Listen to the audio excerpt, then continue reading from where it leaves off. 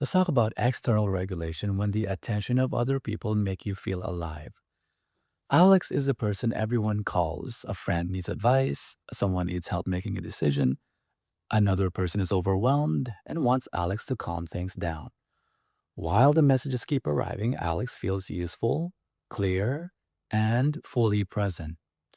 Then the weekend becomes quiet. Nobody's angry, nobody has ended the relationship, there's simply no crisis and no immediate need. Alex checks the phone, opens 3 apps, closes them, and checks them again.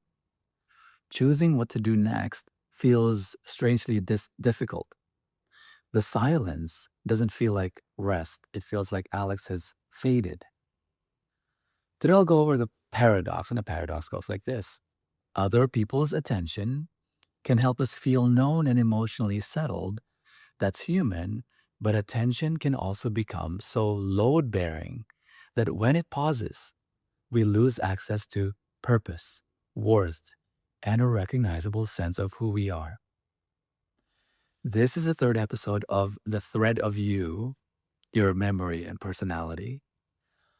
I want to show you how another person's attention can support your reality without becoming the only place where your reality seems to exist. Nothing in Alex's experience proves a diagnosis or tells us what caused it. The more useful question is this. Can you ask, what was the attention supplying besides connection? In other words, what are you getting from attention? Why do you want that attention? Aside from the connection, which arguably is the thing that matters, isn't it? Relationships naturally affect how we experience ourselves. Other people's responses can participate in self appraisal, and close partners can help one another settle emotionally. Self appraisal is self estimation. In the book OLN, it clarifies that your self esteem is actually your self estimation. What you estimate of yourself, your relationships with other people, is part of your self appraisal.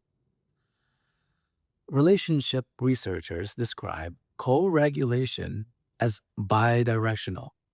Both people affect the emotional exchange, and the exchange can contribute to stability for both. Being influenced, reassured, supported, or helped isn't evidence that something's wrong with you or with them. And this goes against what a lot of the self help gurus teach.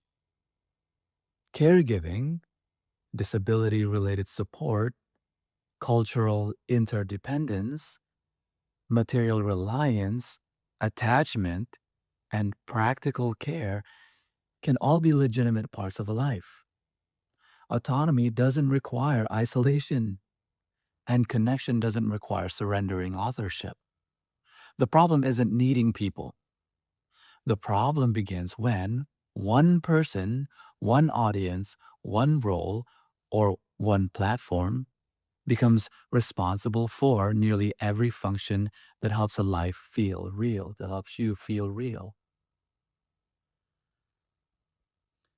The way I'm using externalized identity regulation in this episode is to describe that concentration, the idea that one outside source carrying nearly every identity and stability function all at once, your worth, your identity, your emotional reality, your purpose, your regulation, and your felt proof of existence.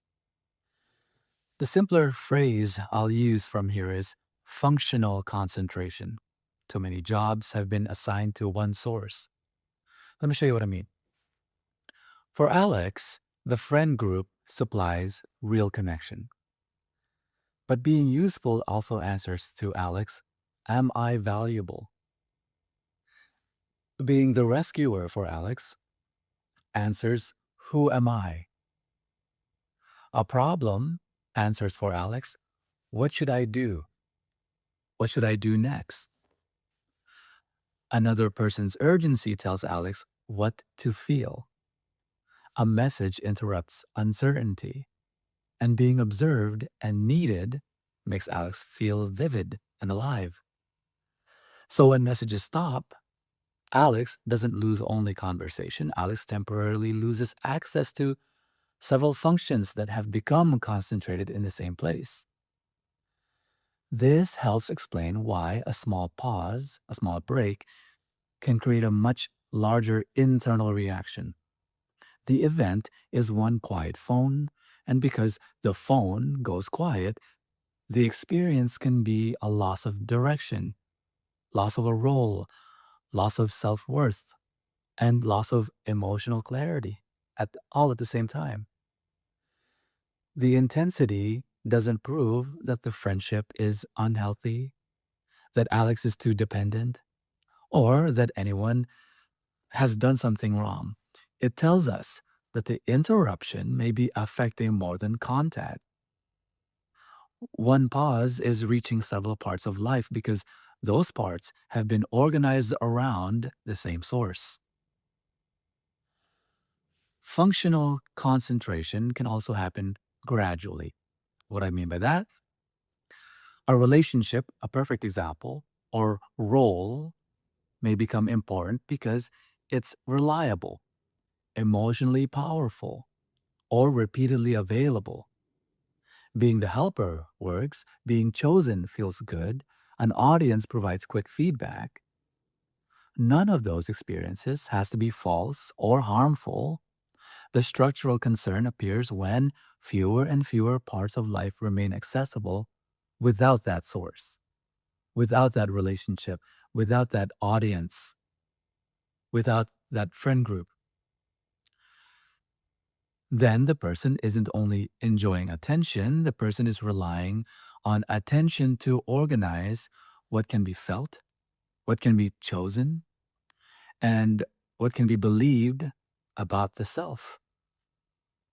Internally, that may feel like coherence while attention is present, and uncertainty when it disappears. A person may have trouble choosing without an audience or role. Self appraisal may change sharply after silence. Contact can bring immediate relief because it restores a recognizable function, not only because it restores conversation.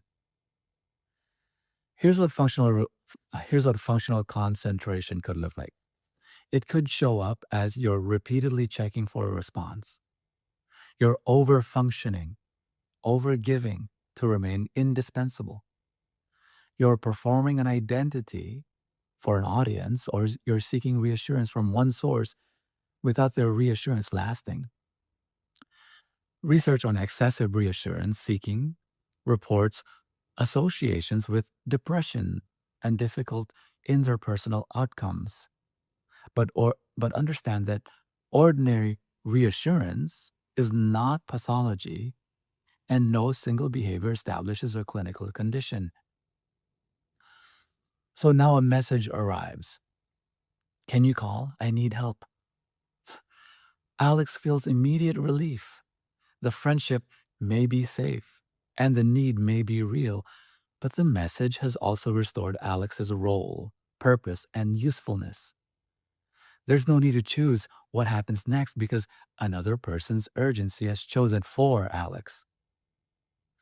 Helping in itself isn't wrong. Alex may genuinely care and the friend may genuinely need support. The loving act and the structural function can exist at the same time. The same call can be an honest act of care and restore an identity Alex has difficulty accessing during silence. Sam Vaknin describes the need to be seen as basic, and he argues that contemporary identity is increasingly staged for and defined through other people's gaze. Culturally, Vaknin points out people communicate roles, possessions, status, and polished images, so observers will return an identity. In other words, living toward the image that produces the most reliable response. Social media being a terrific example. Vaknin describes a much more severe version when it comes to narcissistic personality disorder. In NPD, loss of narcissistic supply can produce dysphoria, collapse, and drastic self worth changes because self worth is regulated from outside. It doesn't mean that Alex has NPD and can't be applied automatically to ordinary reassurance, BPD, trauma, disability, grief, or attachment needs. Johnny Soporno offers a description of ego being an avatar built from how a person imagines other people see them. Imagines is the crucial word here. The avatar may have very little to do with what anyone actually sees. The avatar or the ego being governed by strangers' disapproval from caring about informed feedback from people whose judgment you respect. The lesson isn't to ignore feedback. It's to stop treating every imagined case as an authority over who you are. So here's the crucial distinction. Co-regulation is not outsourced selfhood. Co-regulation is relational and bidirectional. I affect you. You affect me. We can help each other settle, recover perspective, and feel connected. Support can be requested, offered, declined, and supplemented. Both people still have separate boundaries, responsibilities, and other parts of life that remains usable when the relationship becomes quiet. In lived experience, the difference isn't whether the relationship affects you. A healthy relationship can affect you enormously. You can miss someone, feel calmer when they arrive, and need their practical help. The difference is what remains accessible during the pause. Can you still recognize your commitments? Can you still make a small choice? Can you still know something about your worth, even while affecting lonely or dysregulated? Those questions don't score the relationship. They help clarify how many functions have been concentrated there. Outsourced selfhood is a structure where one source has become responsible for nearly every function of worth, identity, purpose, emotional reality, regulation, and felt existence. The practical question isn't, do I need this person? You may need people deeply and legitimately. The better question is, what has this one source become responsible for in my life? The book OLNE gives us a relational alternative through co-independence. Co-independence joins autonomy and individual emotional responsibility with trust, communication, consistency, support, and reliance when needed. Strong intimacy can coexist with boundaries and an identity outside the relationship. The goal isn't to make the relationship less important without making it the only place where bikes feel real. So many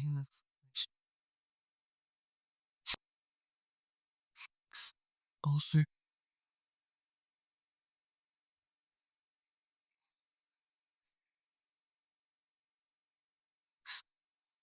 as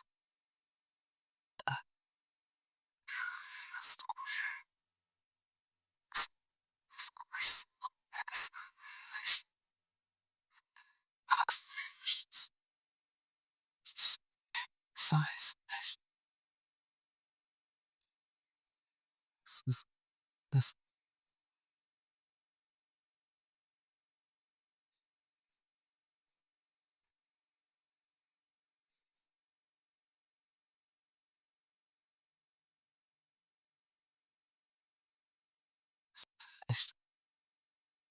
cells services halls cells sales tasks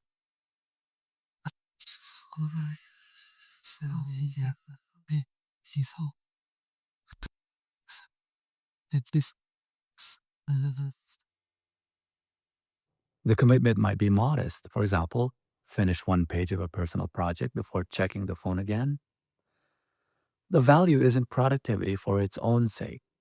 Alex is practicing access to purpose without requiring an emergency to assign the next action. The group can message later. Alex can still help, But the quiet period no longer has to remain completely empty until somebody else supplies a role.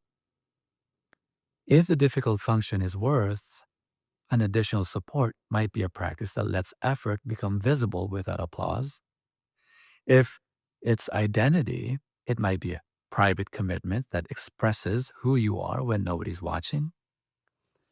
If it's emotional regulation, another source might be a place, routine, trusted person, professional relationship, accessibility support, or practical care.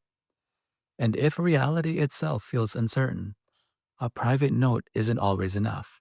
Trusted human or professional reality support may be necessary, especially during severe dissociation, psychosis, coercive gaslighting, or acute destabilization. The map cannot replace clinical care, caregiving, accessibility, resources, or material assistance. The word additional controls this exercise. This isn't a replacement plan. Alex doesn't have to abandon the group, refuse help, or prove total independence. Not every support can be diversified, and no support has to be distributed equally. The aim is simply to notice one concentration and strengthen one more place where the same function can remain accessible. The phone may still be quiet. Alex may still miss the contact. Missing it isn't failure for Alex or makes him a bad person. The silence may still feel uncomfortable, and that discomfort doesn't need to be denied. But Alex can ask something more useful than, why doesn't anybody need me? Instead, Alex can ask, what became difficult to access when the attention stopped? If Alex became honest and they came up with what with that need is actually connection, for example, Alex can reach out directly for connection instead of waiting for a crisis to create contact.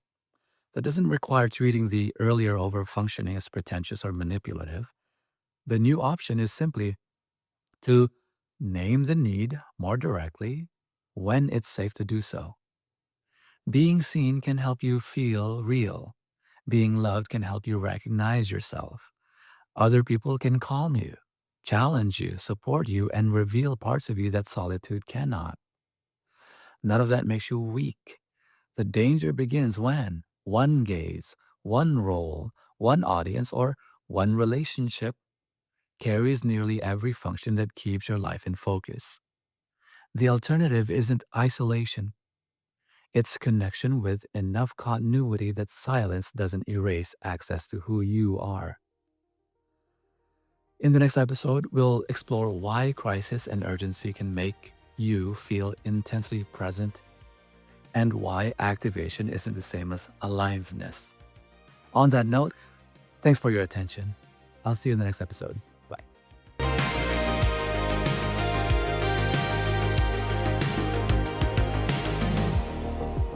I don't want the version who's frightening to stay in.